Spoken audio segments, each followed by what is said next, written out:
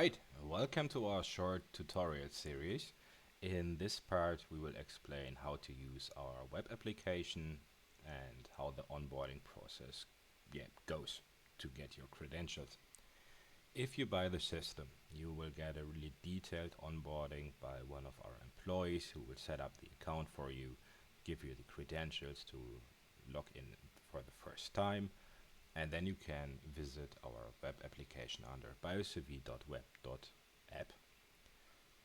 Coming to the site, you will see that login mask right here. If you want to change the password, you can do that anytime by just clicking the button below, and the new link will be sent to your email address so that you can customize your password. So we will log in right now. Okay, once you logged in, you will see that mask right here. Please bear with us, this is just a demo account, so the values here are not real values or not real SOUs. In the cards on the top, you can see how many ear tags are active right now, how many are predicted to be in estrus, how many are predicted to be in birth in the coming 12 hours. This one will work via the nest building behavior of the SOUs. So once this number flips to either a 1 or a 100, you will know that those SOUs will farrow in the next 12 hours. Reluctant means lame in that perspective, and this animal definitely needs to be checked on. Suspicious can be anything from low activity, a fever, everything that is statistically off from the group around the corresponding animal. Open treatments. In our system, you can plan treatments. You can set, for example, 1 doses per day for the next 5 days, and every day, once the doses was not treated, you will get a notification that you need to do that, or a worker or a few workers, whatever is your preference. You can use the system as your work management tool for your barn workers. Each AI prediction will be shown down below. Let's say we check for SOW 26020. We find out this prediction was off, it was not right.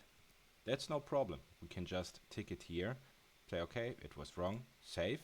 Once we have saved that, the system recognizes, hey, I made a mistake here. In the next learning process, it will consider that data set to be non-lame, so that you can really improve your own AI models behind the system to fit to your needs, to your genetics line, to your work behaviors, and every parameters that may differ between the different farm operations. If you scroll down, you can see on the one hand the distribution of animals in real time, so where the animals are right now. So you do not need to do any paperwork if you regroup the animals from the farrowing unit to the gestation unit, for example, or into the insemination unit. This is recognized totally automatically by the system. On the right hand side, you can see the state of your custom AI models. If the system is shipped and the onboarding process was done in the first time, you will get the so-called default models. Those are not really performant, especially because the behavior of the animals really differs between the different countries, different genetic lines, different behaviors of the workers with the SOUs. So we really need to try to get a custom model for you up and running. You can see the learning progress right here. So if you, for example, say that this lameness was correct, the health status AI would increase a little bit.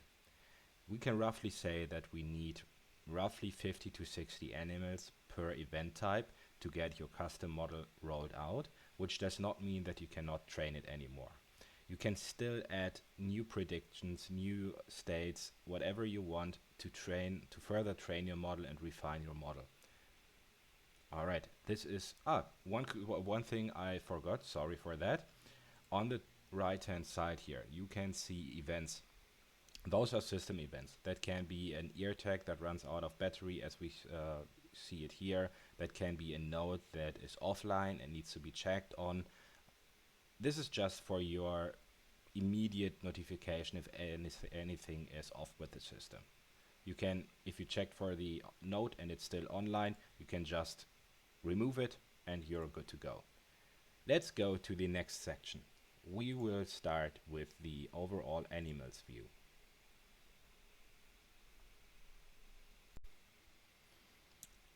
Okay, so once we are in the animal overview, we can see all active animals that are in our barn right now. This is over all sections, all barns that are included in the system, and it's just can just be used for an overall overview of all animals.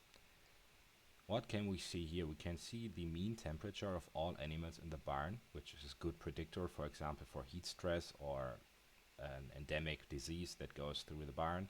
The overall activity, same for that parameter. If it's too low and it's getting red, there seems to be something wrong in the barn. You can sort the list. Let's say we have 3,000 animals here. We can sort the list to only show suspicious animals, look for a special ID just for a specific group. We can only show inactive. This means we can see which ear tags do not work anymore or are archived. And we can look for the complete view, where we, for example, can check for all the technical details, the battery status, and everything that is needed here. This is basically everything for the animal section, and we will continue with the prediction section.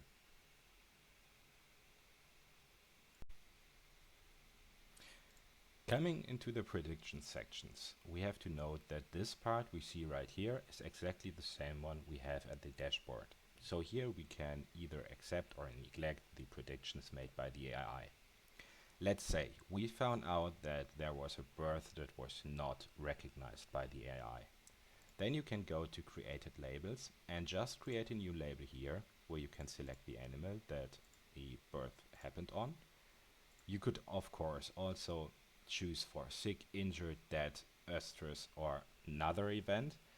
Everything I put into the system here is used for training the AI model later on. So please always be really careful entering data here, especially if I enter the time and date here. Make sure it's the correct time and the correct date to make sure that the system learns on the correct event time. The training progress, same as in the dashboard. You can see the training process of your custom models and if they are deployed or not. If this lamp or this traffic light here is red, this just means that the default model is up and running, but no custom model so far. The next part we need to talk about is the barn part.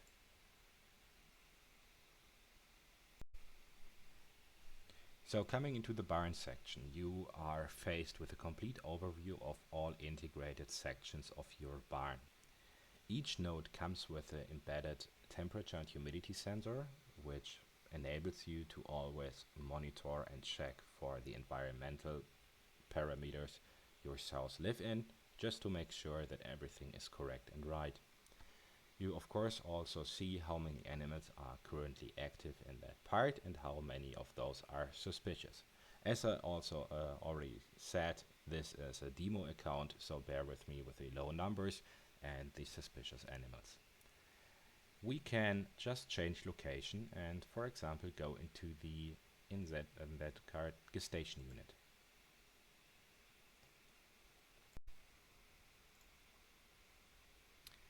Here in the gestation unit, we can see the environmental temperature and humidity over the course of the last days, which you can just use as a reference to check if everything is all right. You can see here that we implemented some reference lines.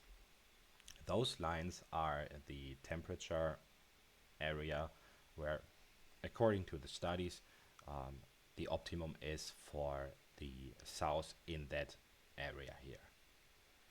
The header shows the same data as in the animal overview, so the mean temperature of all animals, the mean activity of all animals.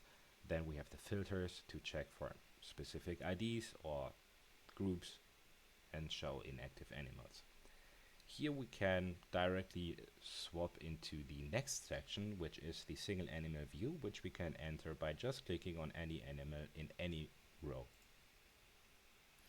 Coming into that one, we can see that the ear tag is active right now. We can see when we put in the ear tag, and we can see when it was last seen.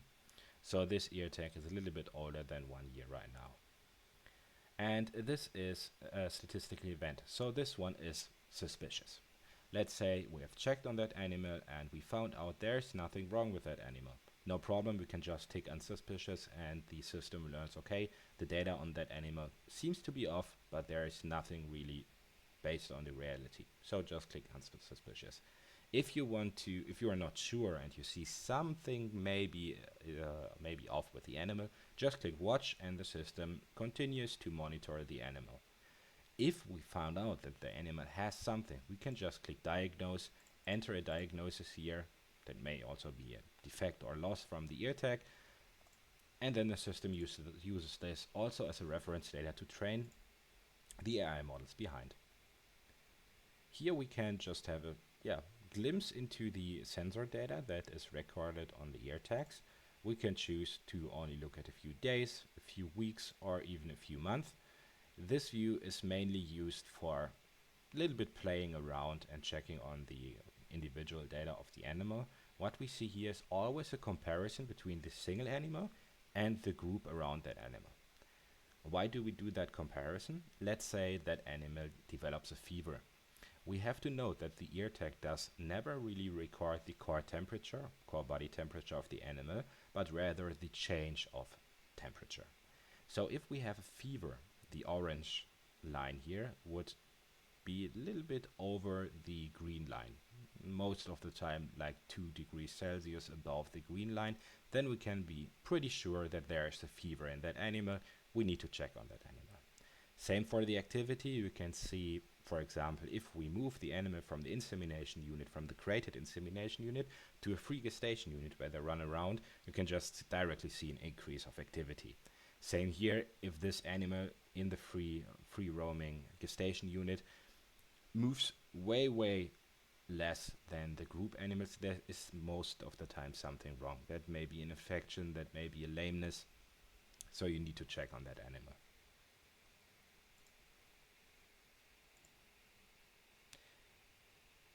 The next section we need to talk about is the treatment section.